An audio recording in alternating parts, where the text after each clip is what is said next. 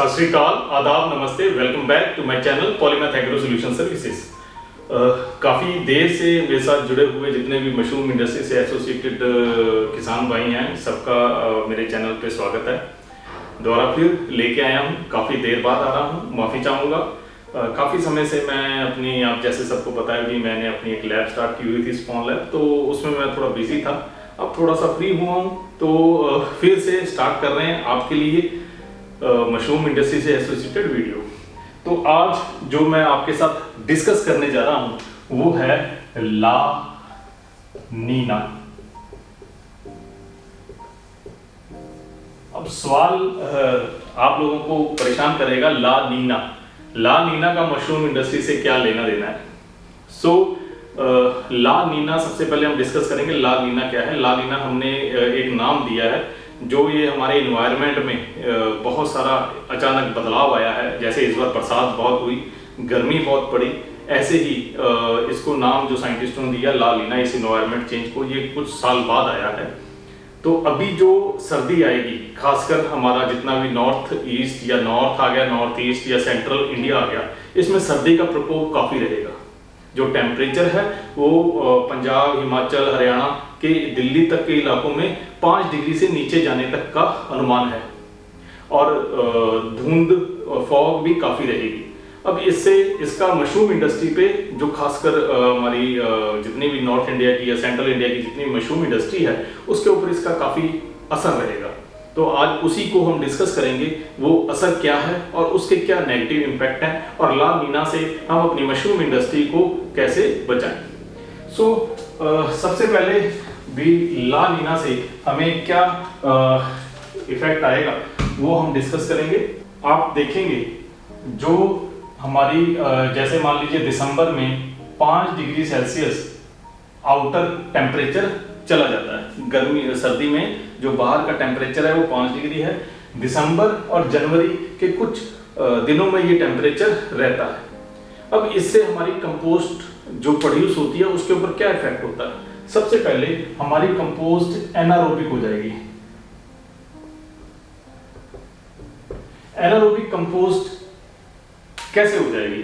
अब मान लीजिए हम अपने जो तो हमारा 2 फेज में हम मशरूम इंडस्ट्री इसको कंपोस्टिंग प्रोसेस को डिवाइड करते हैं, फेज 1, फेज 2।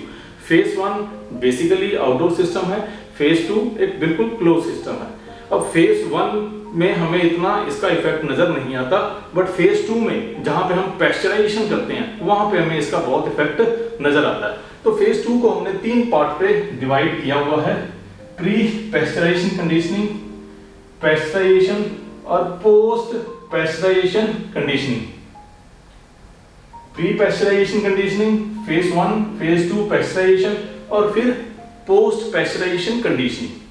अब होता क्या है, यहाँ पे हम टेम्परेचर मेंटेन करते हैं 45 डिग्री सेल्सियस, यहाँ पे मेंटेन करते हैं 60 डिग्री सेल्सियस, यहाँ पे मेंटेन करते हैं 45 डिग्री सेल्सियस कंपोस्ट का। ये अप्रोक्सीमेट रहता है, प्लस माइनस 2-3 डिग्री का इसमें फर्क रहता है। जैसे 45 से 48 डिग्री तक हम चले जाते हैं, यहाँ पे 58 से 60 डिग्री तक हम टेम्परेचर मेंटेन करके रखते हैं। ये नॉर्मल प्रोसेस है फेज 2 का। अब एक्सट्रीम सर्दी में क्या होगा, जब बाहर का एटमॉस्फेरिक टेम्परेचर 5 डिग्री है, तो आप जैसे ही यहाँ पे आप हवा दोगे, फ्रेश एयर दोगे, तो कंपोस्ट का टेम्परेचर गिरना शुरू हो जाता है। अब इसके डर से जितने भी हमारे कंपोस्टर्स हैं वो क्या करते हैं, फ्रेश एयर देना बंद कर देते हैं ताकि कंपोस्ट का टेम्परेचर गिरे ना। अब जैसे ही कंपोस्ट का टेम्परेचर गिरना शुरू हो जाता है, हमारी फ्रेश एयर बंद हो जाती है, तो कंपोस्ट की जो ऑक्सीजन डिमांड है वो पूरी नहीं होगी। ठीक है जी।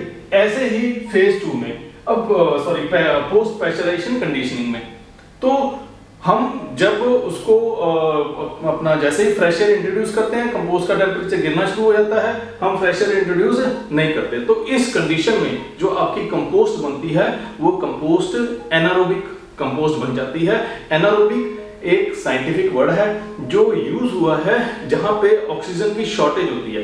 कुछ माइक्रो ऑर्गेनिज्म एनारोबिक बिना ऑक्सीजन की बिना ऑक्सीजन की प्रेजेंस में भी ग्रो करते हैं, उनको हम एनारोबिक माइक्रो ऑर्गेनिज्म बोलते हैं। यहाँ पे जो आपकी कंपोस्ट बनती है वो ऑक्सीजन की एब्सेंस में बनेगी, उस कंपोस्ट को हम एनारोबिक कंपोस्ट बोलते हैं।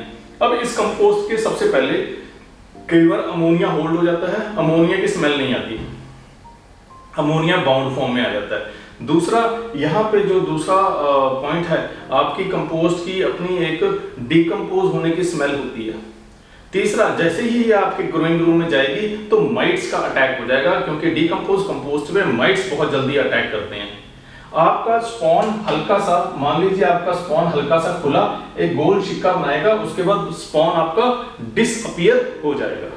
तो ये 3 कंडीशनें हैं। अगर आपकी एनारोबिक कंपोस्ट बनती है तो उसका ये हमें नुकसान मिलता है, कई बार पूरा का पूरा बैच हमें फेंकना पड़ जाता है। तो इसका हल क्या है, इसका सोल्यूशन क्या है, उसके लिए आप मुझे कमेंट कीजिए, उसके लिए नेक्स्ट वीडियो का इंतजार कीजिए, आपको उसका मैं सोल्यूशन बताऊंगा। धन्यवाद।